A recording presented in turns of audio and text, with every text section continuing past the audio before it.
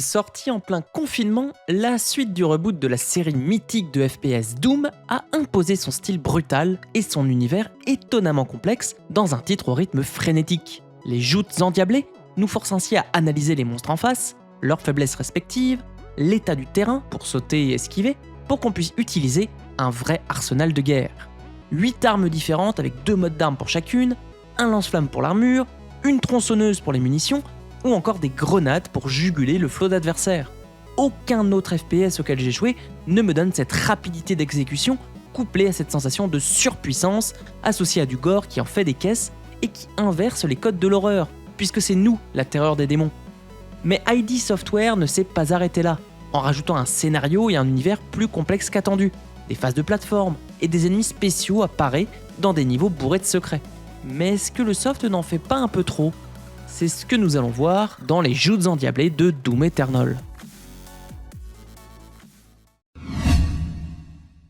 Fondé en 1991, ID Software a révolutionné le jeu vidéo avec son moteur ID Tech permettant de lancer le genre hyper dynamique du FPS via le shooting de nazis de Wolfenstein 3D en 1992 et surtout le tabassage de démons des enfers avec Doom en 1993. Écoulé à plusieurs millions d'exemplaires en quelques années, avec un gameplay où l'on court dans de vastes niveaux en trucidant à tout va des démons avec une grande variété d'armes, Doom est encore considéré comme un soft légendaire, avec d'innombrables ports et modes encore développés à ce jour, inspirant un nombre incomparable de titres. Pourtant, ID Software a subi une petite traversée du désert dans les années 2000, après la série Quake et un Doom 3 en 2004 qui propose un rythme plus lent que ses prédécesseurs, avec une touche plus atmosphérique et horrifique. Racheté par Zenimax Media en 2009 et après le moins connu Rage en 2011, ID revient finalement aux origines en 2016 avec un reboot de Doom. On retrouve un Doomguy plus énervé que jamais sur Mars, dans un complexe scientifique où tout a dégénéré, avec un moteur ID Tech 6 plus efficace que jamais. On y retrouve un rythme effréné, un grand choix d'armes, des modes d'armes et surtout la possibilité d'exécuter de manière ultra violente les nombreux démons sur de la musique métal façon Mick Gordon. Ce retour aux sources de ce qu'est le FPS façon Doom a largement plu, avec de nombreuses récompenses et plus de 5 millions de copies écoulées. ID Software est de retour dans la course, et c'est en plein confinement qu'ils font paraître la suite, Doom Eternal. Après les événements du reboot de 2016, et comme jadis dans Doom 2, le Doomguy se retrouve sur une terre dévastée par une incursion démoniaque qui massacre à tout va, et va devoir remettre de l'ordre dans tout ça avec encore plus de violence. Mais ce qui change, c'est les nombreuses cinématiques, audiologues et révélations au fil de l'aventure. Doom Eternal nous balance dans la figure autant de démons que de contextes, avec une mystérieuse race des Makers qui aurait pactisé avec les démons, notre lointain passé de sentinelle, et des mondes et dimensions reliés les unes aux autres. Bien sûr, cela n'empêche pas le Doomguy de répondre sans un mot à tous ces événements en se catapultant au cœur de Mars ou en tranchant la tête des protagonistes de l'histoire. J'ai donc été surpris par un univers bien plus travaillé que ce à quoi on aurait pu penser, ce qui permet de faire des pauses dans le gameplay ultra nerveux. Mais d'un autre côté, le soft nous balance un peu trop de contexte à la figure, jusqu'à en être un peu rébarbatif. L'univers visuel et sonore se charge quant à eux de nous immerger dans la brutalité. Les environnements sont variés, entre l'architecture torturée des enfers, paradisiaque des Makers, ou les ruines fumantes humaines. C'est d'ailleurs au milieu de tout ça qu'on retrouvera des nuées de secrets, via des mécanismes cachés, des plateformes dissimulées, pour celui qui aurait envie de tout obtenir. On retrouve même des phases de plateforme, entre les séquences de baston, pour s'agripper à des murs ou faire de la grimpette, ce qui nécessite un peu de temps pour s'y faire, mais qui reste agréable. La musique de Mick Gordon, malgré les soucis postérieurs avec ID Software pour en faire un disque, est toujours un régal pour les oreilles, avec son mix métal qui utilise même une tondeuse à gazon dans son morceau iconique. Mieux, malgré l'horreur des démons, le soft nous montre bien que ce n'est pas à nous d'avoir peur, mais à eux. Les exécutions sont adaptées à chaque monstre et sont toutes plus gore les unes que les autres, avec des décapitations, des tranchages en deux ou des explosions internes, avec un côté cartoonesque qui nous permet de nous mettre à distance du massacre. Puisqu'après tout, il ne s'agit que de méchants démons. Même dans les joutes, les tirs mettent à bas des armures, des membres ou des parties du corps des démons. C'est un régal macabre pour les yeux.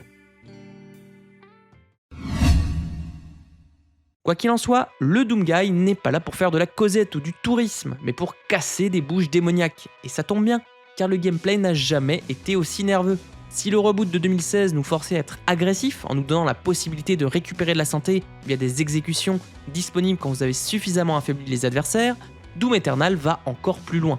En effet, Outre les exécutions qui nous redonnent de la vie, nous avons toujours moins de munitions et toujours moins d'armure, ce qui fait que nos accessoires vont venir pallier ces manques. Une tronçonneuse qui se recharge régulièrement nous permettra de trucider des petits ennemis pour récupérer des munitions, ou des gros ennemis si vous avez suffisamment de barils en stock, et sera vital pour continuer d'utiliser toutes nos armes, et diable sait qu'on en a bien besoin.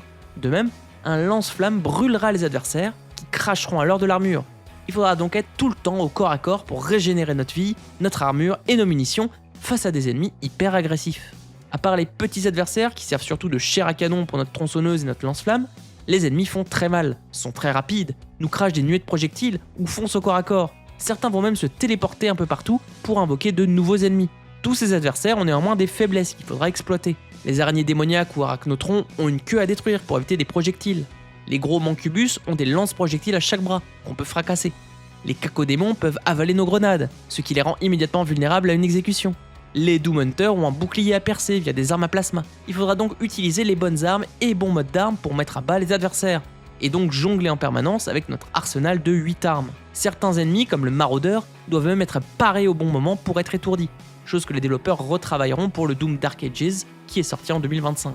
Si cela nous permet de jongler avec tout notre arsenal, et qu'on peut parfois utiliser plusieurs armes pour attaquer la même faiblesse, le défaut réside dans le fait que certaines situations nous imposent d'utiliser une arme plutôt que de simplement nous le suggérer.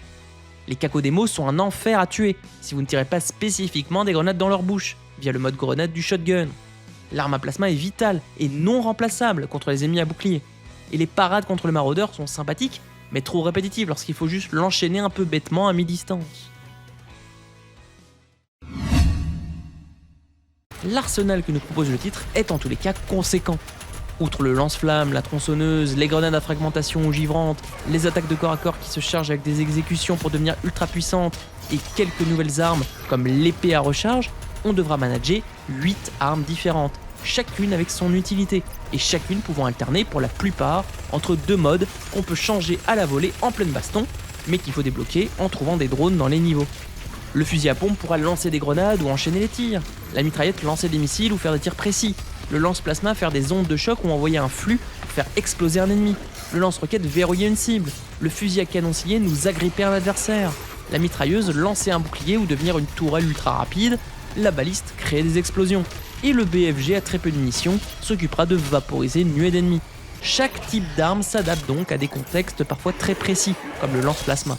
Mais il faudra arriver à appuyer sur les bonnes touches du clavier et surtout arriver à planifier dans sa tête toutes les possibilités qu'on a. Car qu'on est peu habitué au gameplay et au rythme, on a tendance à laisser des armes au chaud sans penser à les utiliser. Une bonne joute dans Doom, c'est une joute dans laquelle on a toujours un ou deux coups d'avance sur les adversaires. On sait quand lancer une tronçonneuse, une exécution, activer un mode d'arme, ou utiliser la bonne arme sur une des faiblesses adverses. C'est une question de flow, et cela s'acquiert au fur et à mesure. Ça sera pas évident pour les moins habitués au genre. Même pour un praticien assidu du FPS comme moi, j'ai trouvé le rythme de Doom Eternal incomparable. On aura par ailleurs de nombreux moyens d'augmenter notre arsenal, avec des drones pour débloquer des modes d'armes, des points pour améliorer ces différents modes, d'autres points pour améliorer vos grenades, sauts ou destruction d'environnement, et des runes à équiper pour rajouter de nouvelles compétences. Cela permet d'avoir un sentiment de progression, bien qu'il y ait peut-être un peu trop de systèmes différents. Avec un univers plus riche que prévu, un excellent environnement sonore, musical et graphique, un gore maîtrisé pour nous donner une sensation de superpuissance, et un arsenal de guerre nous forçant à jouer l'agressivité et à alterner entre toutes les armes pour viser les faiblesses ennemies et régénérer notre santé, armure et nos munitions, Doom Eternal est un excellent FPS qui joue sur un rythme effréné et nous demande de planifier autant à l'avance qu'en temps réel nos prochains mouvements de combat. C'est le FPS le plus nerveux et jouissif que j'ai fait de ma vie. Reste qu'on retrouve au milieu de ce cocktail d'étonnantes phases de plateforme, des armes parfois trop nécessaires pour certains adversaires, ce qui oriente un peu trop le gameplay, et des ennemis à parade qui détonnent un peu trop. Mais cela n'enlève rien à ce Doom Eternal, FPS qui met en jeu notre surpuissance. Je note donc ce jeu, surpuissance brutale, sur démons apeurés. Doom Eternal a été la touche de violence et de gore dont avaient besoin les joueurs pour évacuer le stress du confinement en 2020, mais surtout un titre unique dans la myriade de FPS qui inonde le marché du jeu vidéo. Cela fait du bien de jouer à autre chose qu'un hero shooter ou qu'un FPS grand spectacle. Et cela a plu, le soft ayant rapporté en moins d'un an la bagatelle de 450 millions de dollars. Après 2 DLC plus énervés que jamais qui finalisent l'histoire du Slayer, c'est en 2025 qu'atterrit le préquel Doom Dark Ages, qui narre les aventures de notre héros bien avant l'aventure de 2016 et de 2020. Et contrairement au classicisme de 2016 et à l'énergie de 2020, Dark Ages se lance dans les parades, avec un gameplay plus lent, à base de boucliers et de masses d'armes, et compte déjà quelques millions de joueurs entre les ventes et le Game Pass. Nous aurons sûrement donc l'occasion de croiser un peu plus le fer prochainement pour évaluer cette nouvelle itération d'une série iconique.